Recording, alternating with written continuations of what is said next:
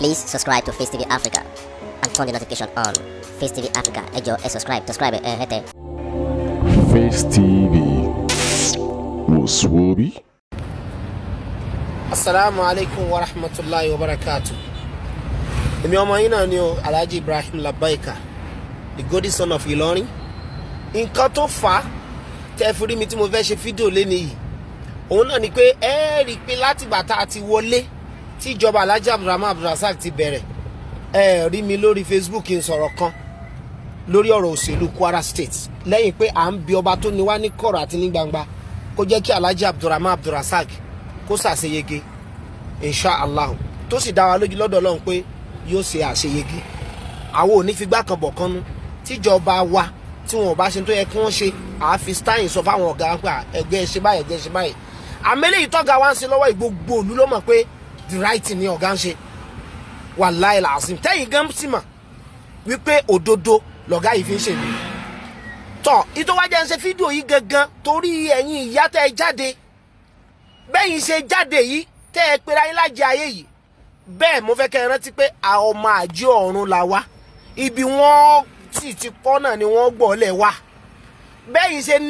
ṣe jáde tẹ́ ẹ jáde níyà ti tàwọn tẹ́ ẹ wí àwa náà láwọn ìyá tí wọ́n jẹ́ ìyá gidi àwọn ìyá alásàlátù àwọn ìyó ń tẹ̀sùbà tí wọ́n ṣe ìyá rédèrèdè ìbá ṣe pé di tẹ́yìn sílẹ̀ ń tẹ́ ẹ sọ pé fi yọjú sí gọ́fúnà tiwa ṣe máa sí dìhùnlẹ̀ ti pẹ́ tídìí yín bá wúlò kẹ́ ẹ fi sílẹ̀ kí oríire ti kárí gbogbo ọmọ Kwara lápapọ̀ àtàwọn ọmọ tẹ́yìn gan bí tẹ́ fi lẹ́fẹ́ kú sílé arúgbó àkọ́kọ́ nù. Èkejì bẹ̀ ni pé ilé arúgbó kọ́ níbi tí wọ́n wó o ilẹ̀ Civil Service Commission ni wọ́n wó tí àwọn èèyàn gbẹ́sẹ̀ lé èyí tó yẹ kó jẹ́ tọ ọmọ ìlú gbogbo ọmọ Kwara ló níbẹ̀ òun lọ̀gá wa ní kí wọ́n lọ wó kí wọ́n fi ṣe ẹ̀tọ́ tí wọ́n ní kí wọ́n fi ṣe láti 1970 ni wọ́n ti design bẹ̀ wípé ilẹ̀ yìí tí wọ́n fi ṣe lélẹ́yìn. Ilé arúgbó ni wọ́n sin bàbá Saraki sí ọ̀gá wo sì débẹ̀ torí náà tí ò bá mọ ilé arúgbó òun ni wọ́n sin bàbá Saraki sí kẹ́ máa lọ bẹ̀ kẹ́ lọ jókòó síbẹ̀ ìbá ṣe pẹ́yìn ò bá wá ṣe dání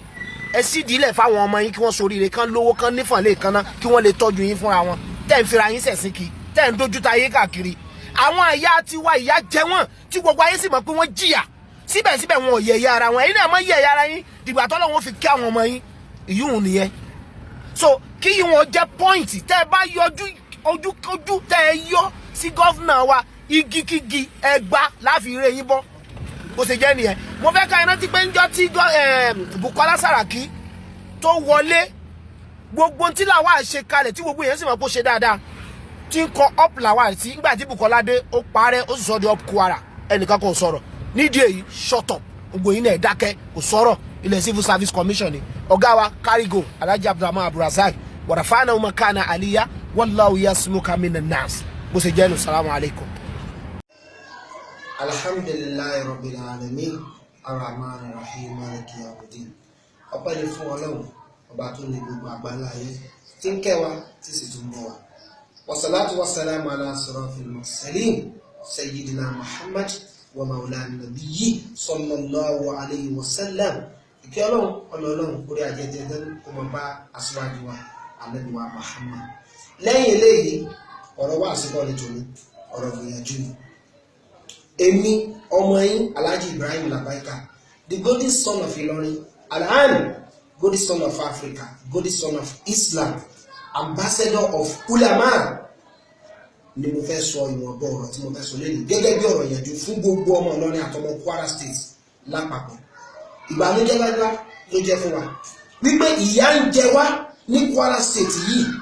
ara ń ni wá ní Kwara State yìí àṣíráfà tó lè sòdodo ọ̀rọ̀ tí ó yọ wá kó òun nira níjọ́ tí Ádámù ń lo ayé ẹ̀ Ọlọ́run mọ́sà bá wa bùkún ìkẹ́ ṣe Ádámù lálìkíyámà ṣé Ádámù ń lo gbogbo ìmọ̀ tọ́nà fún wọn fi ṣàánú ọmọ Ìlọrin wọ́n fi ṣàánú Kwara láti sòdodo ọ̀rọ̀ fọ́ba láti sòdodo ọ̀rọ̀ fúnjọba láti sòdodo ọ̀rọ̀ fúnjọba àpapọ̀. Bẹ́ẹ̀ ni bàbá wa Alhaji àgbà Sheikh Kamaluddin Mufti al-Am àwọn náà gbìyànjú wọn ẹ̀yin àfa àtẹwà sẹ́kùn Kwara lẹ́nìí àti ńlọrin lẹ́nìí òdodo ọ̀rọ̀ wá sílẹ̀ nù yìí ìjẹkújẹ ẹ ti wá fi pọ́ọ̀sì àgbà kò fún wa ẹ ní opportunity láti bá ìjọba sọ̀rọ̀ sòdodo ẹ lọ opportunity láti bá gbogbo àwọn ìjọba kéékèèké tó súnmọ́ wa aráàlú sọ̀rọ̀ kí wọ́n ṣe dáadáa ẹ má gbàgbé ọ̀rọ̀ Ọlọ́run tó ní bismillahir rahmanir rahim atamuruna nasa bil birri wa tansawna anfusakum wa antum tatluna al-kitaba afala ta'qilun atamuruna nasa bil birri ẹ̀yin lẹ ń pàṣẹ fáwọn èèyàn wípé ká máa ṣe dáadáa wa tansawna anfusakum ẹ sì kọ́ dáadáa ẹ sì kọ́ fẹ́mi ara yín ẹ ṣe Kùránì ni wa antum tatluna al-kitaba ẹ sì ń ka ọ̀rọ̀ Ọlọ́run dojoojúmọ́ ẹ ń ka Kùránì ẹ̀yin pásítọ̀ náà ẹ̀yin náà ń ka tírà báíbù yìí dojoojúmọ́ àwọn ìpípù yìí ń wá sọ́dọ̀ yín ẹ sì sòdodo ọ̀rọ̀ fún wọn kẹ̀kẹ́ kí wọ́n rántí pé bára wọn ṣe tàn lé nìyí ìjọ dàbó jẹ́ bára wọn yìí ni wọ́n máa fi kóná tó bá dijọ́ gbé dàrú kìyàmá Kùránì wa ni afala ta'qilun gbogbo ẹ̀yin tẹ́ ń ṣe bẹ́ẹ̀ tẹ́ ẹ lọ́pọ̀túnìtì tẹ́ súnmọ́ ìjọba tẹ́ sòdodo ọ̀rọ̀ fún wọn wípára ń ní mẹ̀kúnnù ìyà ń jẹ àwọn mẹ̀kúnnù àwọn òṣìṣẹ́ sọ́fà tẹ́ ẹ sòdodo fún wọn Kùránì ni afala ta'qilun ìmọ̀ yín ká ní màdàlú yà rẹ̀ kò yàtọ̀ sẹ́ni tí ó mà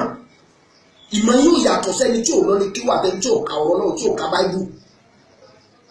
bẹ́ẹ̀ bá wá lè sọ dídí wọn bá tọ́nà wọn á pè ní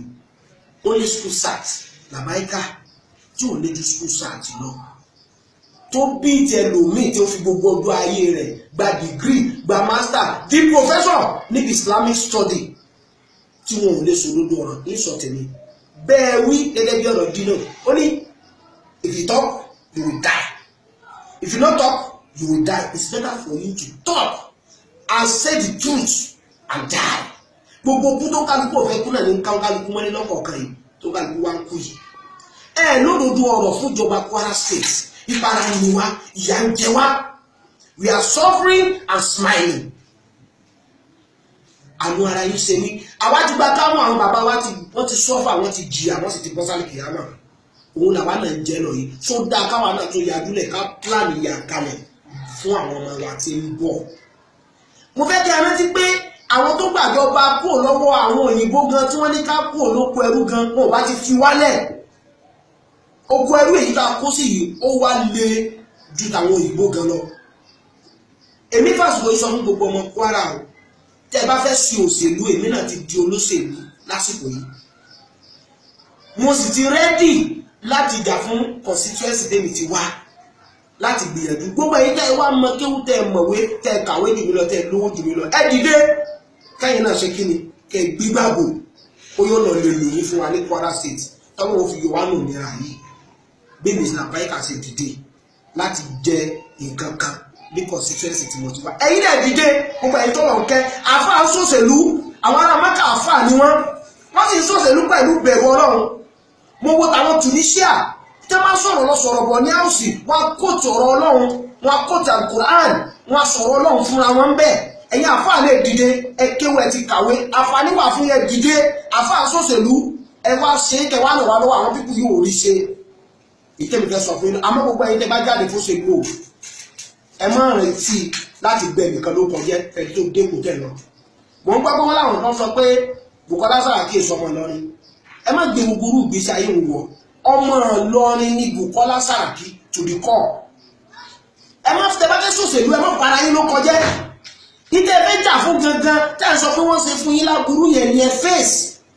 ẹ má bà yẹ nìkan jẹ́ ẹ má sọ̀rọ̀ bàjẹ́ ẹ má sọ̀rọ̀ tí ò ní tán lẹ̀ Bukola Saraki ọmọ Ìlọrin ni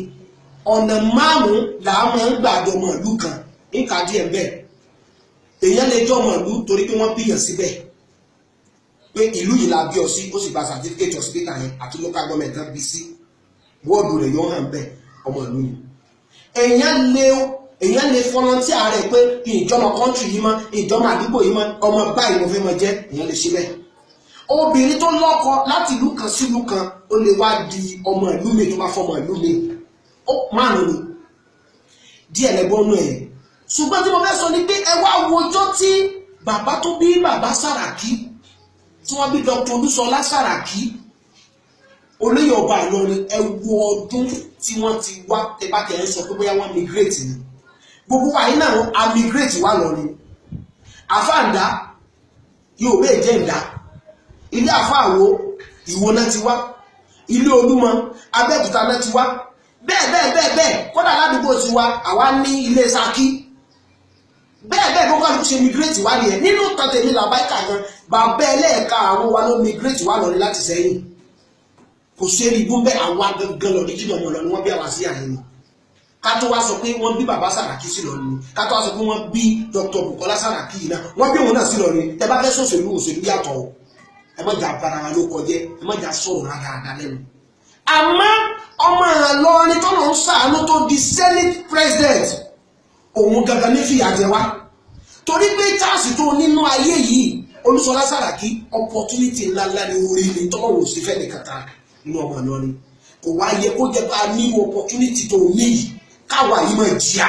ká máa sọ́wà kó lórí kí àwa tájọ́ mọ west tájọ́ wà ní local government kan náà kára máa níwá káwa tájọ́ ọjọ́mọ wọ́ọ̀dù kan náà ká má ra àǹfààní ẹ̀